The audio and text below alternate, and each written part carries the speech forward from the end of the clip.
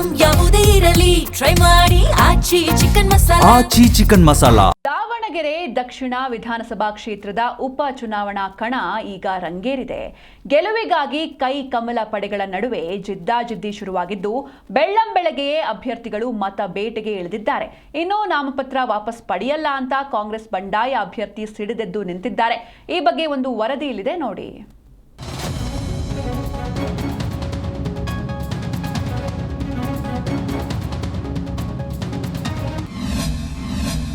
ದಾವಣಗೆರೆಯಲ್ಲಿ ಕಾವೇರಿದ by election ಸಮರ. ಮನೆ ಮನೆಗೆ ತೆರಳಿ ಕಾಂಗ್ರೆಸ್ ಬಿಜೆಪಿ ಮತ ಪ್ರಚಾರ.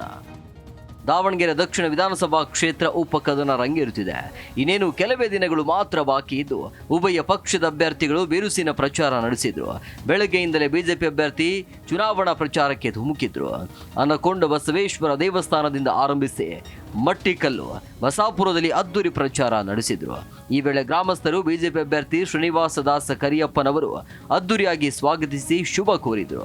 ಇನ್ನು ಕಾಂಗ್ರೆಸ್ ಪಕ್ಷದಲ್ಲಿ ಅಲ್ಪಸಂಖ್ಯಾತರಿಗೆ ಟಿಕೆಟ್ ಸಿಗದ ಹಿನ್ನೆಲೆ ಅಸಮಾಧಾನಗೊಂಡ ಕೆಲವರು ಬಿಜೆಪಿಗೆ ಬೆಂಬಲ ನೀಡಿದ್ರು. ಪ್ರಚಾರದ ವೇಳೆ ಮಾತನಾಡಿದ ಶ್ರೀನಿವಾಸ ದಾಸ ಕರಿಯಪ್ಪ, ಸಚಿವ ಎಸ್ ಮಲ್ಲಿಕಾರ್ಜುನ ಶಿಫಾರಸು ಪತ್ರ ಮೇಲೆ ಬಂದ ಅಧಿಕಾರಿಗಳ ವರ್ಗಾವಣೆಗೆ ಆಗ್ರಹಿಸಿದ್ರು. ಉಪಚುನಾವಣೆ ಮೇಲೆ ಈ ಅಧಿಕಾರಿಗಳು ಪ್ರಭಾವ ಬೀರುವ ಸಾಧ್ಯತೆ ಇದೆ. ಹೀಗಾಗಿ ಶಿಫಾರಸು ಪತ್ರ ಮೇಲೆ ಬಂದ ಅಧಿಕಾರಿಗಳ ವರ್ಗಾವಣೆ ಮಾಡಬೇಕು ಅಂತ ಆಗ್ರಹಿಸಿದ್ರು. ಅಲ್ಲದೆ ಈ ಬಗ್ಗೆ ನಮ್ಮ ನಾಯಕರು ಚುನಾವಣಾ ಆಯೋಗಕ್ಕೆ ಮನವಿ ಮಾಡಿದ್ದಾರೆ. ಕಾಂಗ್ರೆಸ್ ದುರಾಡಳಿತದಿಂದ ಜನರು ಬೇಸತ್ತಿದ್ದಾರೆ.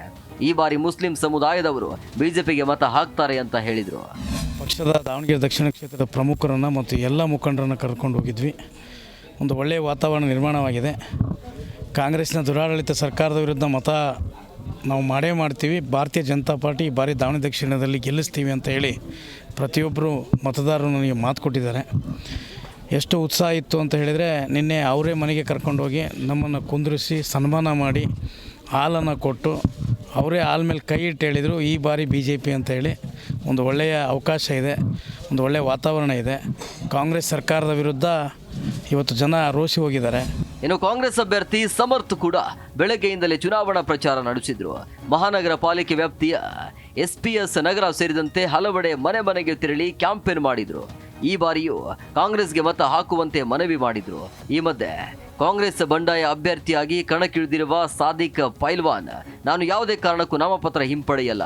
ಅಲ್ಪಸಂಖ್ಯಾತರು ಸೇರಿದಂತೆ ಎಲ್ಲ ಸಮುದಾಯದವರು ನನಗೆ ಬೆಂಬಲ ನೀಡಲಿದ್ದಾರೆ. ನಾನು ಗೆಲ್ತೇನೆ ಅಂತ ಭರವಸೆ ವ್ಯಕ್ತಪಡಿಸಿದರು.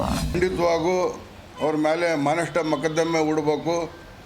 ಎರಡನೇದೇನಪ್ಪ ಅಂತ ಹೇಳಿದರೆ, ಈ ರಾಜ್ಯದಲ್ಲಿ ನಮ್ಮ ಸಮಾಜದ ಉಲ್ಮಾ ಅಲಿಮುದ್ದೀನು ನಮ್ಮ ಅಲ್ಪಸಂಖ್ಯಾತರನ್ನು ಆಯಿಂದ ವರ್ಗದನ್ನ ಕಡೆ ಕಾಣಿಸಿರೋದ್ರಿಂದ ನಾನು ರಣರಂಗ ಮೈದಾನದಲ್ಲಿ ಅದೇನೆ.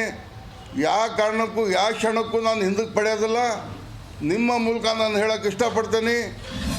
ಕಾಂಗ್ರೆಸ್ ಅಲ್ಲಿ ಭಿನ್ನಮತ ಇರುವ ಕಾರಣ ಹಾಗೂ ಅಲ್ಪಸಂಖ್ಯಾತರು ಬಂಡಾಯ ಹಿನ್ನೆಲೆ ಗೆಲುವು ನಮ್ಮದೇ ಅಂತ ಬಿಜೆಪಿ ಮತಯಾಚನೆ ಮಾಡಿದ್ರೆ ಕಾಂಗ್ರೆಸ್ ಅಭ್ಯರ್ಥಿ ಕೂಡ ನಮ್ಮ ಗೆಲುವು ಮುಂದುವರಿಯುತ್ತಿದೆ. ಪಕ್ಷದಲ್ಲಿರುವ ಭಿನ್ನಮತ ಶಮನವಾಗುತ್ತೆ. ಒಂದಾಗಿ ಚುನಾವಣೆ ಮಾಡ್ತೇವೆ ಎಂಬುದು ಅವರ ಆತ್ಮವಿಶ್ವಾಸ. ಮತ್ತೊಂದೆಡೆ ಕಾಂಗ್ರೆಸ್ನ ಸಮರ್ಥ ಭಾವಚಿತ್ರದೊಂದಿಗೆ ಕಾಂಗ್ರೆಸ್ ಮುಖಂಡ ಕಾಶಿಯಲ್ಲಿ ಪ್ರಾರ್ಥನೆ ಸಲ್ಲಿಸಿದ್ದಾರೆ. ಒಟ್ಟಾರೆ ದಾವಣಗೆರೆ ದಕ್ಷಿಣದಲ್ಲಿ ಕೈ ಮತ್ತು ಕಮಲ ಪಕ್ಷದ ನಾಯಕರ ಮತಬೇಟೆ ಜೋರಾಗಿಯೇ ನಡೀತಿದೆ. G Kannada news.